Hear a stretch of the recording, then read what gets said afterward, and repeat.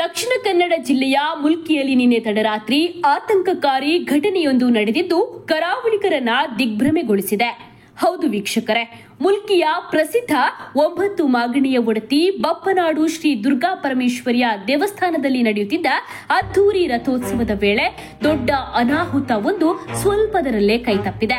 ಇಂದು ಮುಂಜಾನೆ ವಿಜೃಂಭಣೆಯಿಂದ ಸಾಗುತ್ತಿದ್ದ ಬ್ರಹ್ಮ ರಥೋತ್ಸವದ ಸಂದರ್ಭದಲ್ಲಿ ದೇವರ ವಿಗ್ರಹವಿದ್ದ ಬೃಹತ್ ತೇರಿನ ಮೇಲ್ಭಾಗ ದಿಢೀರನೆ ಕುಸಿದು ಬಿದ್ದಿದೆ.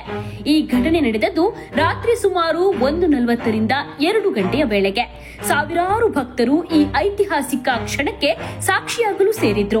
ಈ ಸಂದರ್ಭ ಆತಂಕಕಾರಿ ವಿಷಯ ಅಂದ್ರೆ ತೇರು ಕುಸಿಯುವ ಹೊತ್ತಲ್ಲೇ ಅರ್ಚಕರು ಕೂಡ ಆ ತೇರಿನ ಮೇಲೆಯೇ ಇದ್ರು. ಆದ್ರೆ ಬಪ್ಪನಾಡಿನ ದೇವಿಯ ಕಾರಣಿಕ ಶಕ್ತಿಯೋ ಅವರ ಕೃಪೆಯೋ ಏನೋ ಅರ್ಚಕರೆಲ್ಲರೂ ಕೂಡ ಯಾವುದೇ ಅಪಾಯವಿಲ್ಲದೆ ಅದೃಷ್ಟವಶಾತ್ ಸುರಕ್ಷಿತವಾಗಿ ಪಾರಾಗಿದ್ದಾರೆ. ಇದು ನಿಜಕ್ಕೂ ದೊಡ್ಡ ಸಮಾಧಾನಕರ ಸಂಗತಿ.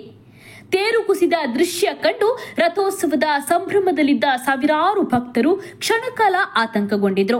ಸ್ಥಳದಲ್ಲಿ ಕೆಲ ಕಾಲ ಗೊಂದಲದ ವಾತಾವರಣವೂ ನಿರ್ಮಾಣವಾಗಿತ್ತು. ಆದರೆ ಈ ದುರ್ಘಟನೆಯಲ್ಲಿ ಭಕ್ತರಿಗೂ ಯಾವುದೇ ಗಂಭೀರ ಗಾಯಗಳಾಗಿಲ್ಲ ಎಂದು ದೇವಸ್ಥಾನದ ಆಡಳಿತ ಮಂಡಳಿ ಈಗಾಗಲೇ ಸ್ಪಷ್ಟನೆಯನ್ನ ಕೂಡ ನೀಡಿದೆ. ತೇರು ಮುರಿದು ಬಿದ್ರೂ ಕೂಡ ಧಾರ್ಮಿಕ ವಿಧಿವಿಧಾನಗಳು ಮಾತ್ರ ನಿಲ್ಲಿಲ್ಲ. ದೇವರ ಉತ್ಸವ ಮೂರ್ತಿಯನ್ನ ತಕ್ಷಣವೇ ಚಂದ್ರಮಂಡಲ ತೇರಿನಲ್ಲಿ ಪ್ರತಿಷ್ಠಾಪಿಸಿ ವಿಧಿವಿಧಾನಗಳೊಂದಿಗೆ ಉತ್ಸವವನ್ನ ಮುಂದುವರಿಸಲಾಯಿತು. ಬಪ್ಪನಾಡು ರಥೋತ್ಸವ ದೇಗುಲದ ಪ್ರಮುಖ ಧಾರ್ಮಿಕ ಆಚರಣೆಯಾಗಿದೆ. ಇಂತಹ ಸಂದರ್ಭದಲ್ಲಿ ನಡೆದ ಈ ಒಂದು ಅನಿರೀಕ್ಷಿತ ಘಟನೆ ಭಕ್ತರಲ್ಲಿ ಸಹಜವಾಗಿಯೇ ಬೇಸರವನ್ನ ಮೂಡಿಸಿದೆ.